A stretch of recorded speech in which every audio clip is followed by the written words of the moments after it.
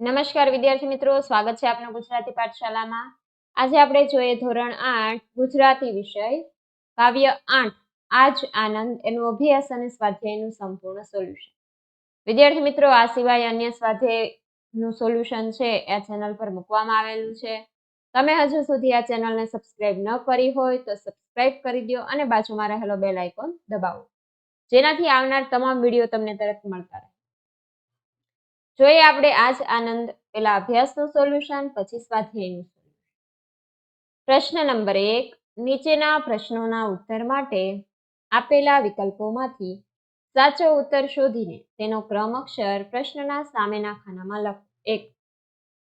લોકોમાં આનંદ વ્યાપ્યો છે કારણ કે ક. આકાશમાં વાદળો ઉમટ્યા છે। 2. આ કાવ્યમાં ધરતીએ ઓઢ્યા લીલાચીર જો એટલે ખ. ધરતી લીલીછમ બની છે। 3. ખેડૂત ધોરીડાને તૈયાર કરે છે કારણ ગ. વરસાદ આવવાની તૈયારી છે। પ્રશ્ન નંબર 2, નીચેના પ્રશ્નોના ઉત્તર આપો। 1. વર્ષા આવી રહી છે તે શાના આધારે કહી શકાય? ઉત્તર દક્ષિણ દિશામાંથી વાદળા આકાશમાં ચડી આવ્યા છે અને આકાશમાં ઝીણી ઝીણી વીજળી ઝબૂકવા માંડી છે, આના આધારે વર્ષા આવી રહી છે એમ કહી શકાય। 2. ખેડૂત અને એના બળદો શાનાથી શોભી રહ્યા છે? ખેડૂતો એના માથે બાંધેલા લીલા રંગના કસબી ફેટાથી અને એના બળદો એની કોટે બાંધેલ ઘૂઘરમાળથી શોભી રહ્યા છે। 3. વીરનું અને એના બળદોનું કલ્યાણ થાય તે માટે શું કરવામાં આવ્યું છે? વીરનું અને એના બળદોનું કલ્યાણ થાય એ માટે વીરના લલાટે કુમકુમનો ચાંદલો કરવામાં આવ્યો છે અને એના બળદોની ડોકે રાખડી બાંધવામાં આવી છે। 4. વાવણિયાને કેવી રીતે શણગાર્યું છે? વાવણિયા પર હિરલા જડીને એના પર મોતીની સેર બાંધીને એને શણગાર્યું છે। સ્વાધ્યાયનો પ્રશ્ન 1 જોઈએ।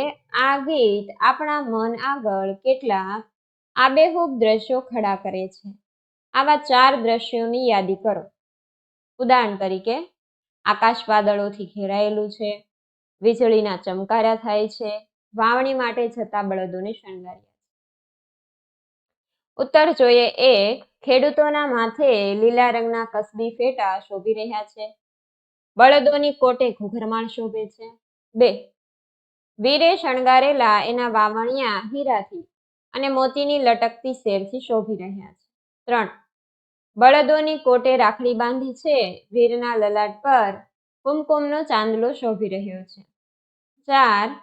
ધરતી લીલીછમ બની છે, નદીના પાણીનો પ્રવાહ વેગથી વહી રહ્યો છે અને ગાયો લીલું ઘાસ ચરી રહી છે। પ્રશ્ન નંબર 2, આવી અષાઢી બીજ એ વિષય પર 10 થી 12 વાક્યો લખો। આવી અષાઢી બીજ.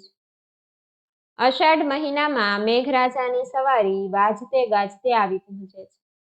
આકાશમાં ઘનઘોર વાદળા છવાઈ જાય છે, વાદળોના ગડગડાટ અને વીજળીના ચમકારા થાય છે, ઠંડા પવનના સુસવાટા સાથે ધોધમાર વરસાદ તૂટી પડે છે, વરસાદના આગમન સાથે જ ચોમેર ખુશીનું વાતાવરણ છવાઈ જાય છે, પશુ પંખીઓમાં આનંદ સમાતો નથી, મોર કળા કરી નૃત્ય કરે છે અને ટેહુક ટેહુક ટહુકા કરે છે, કોયલ કૂ કૂ કરે છે, દેડકા ડ્રાવ કરી વર્ષાને વધાવે છે, બાળકો રસ્તા પર આવીને વરસતા વરસાદમાં નહાતા નહાતા ગાય છે, આવરે વરસાદ ઘેબરિયો પરસાદ, ઊની ઊની રોટલી ને કારેલાનું શાક।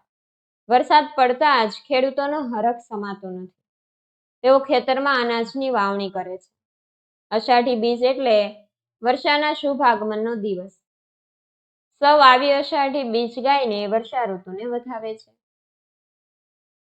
પ્રશ્ન નંબર 3, નીચેના શબ્દો માટે કાવ્યમાં કયા શબ્દો વપરાયા છે તે લખો। ઉત્તર ઓતર, દક્ષિણ દખણ, જુવાર ચારું, પ્રવાહ શેરું, ગાય ગૌરી, બળદ ધોરીડા।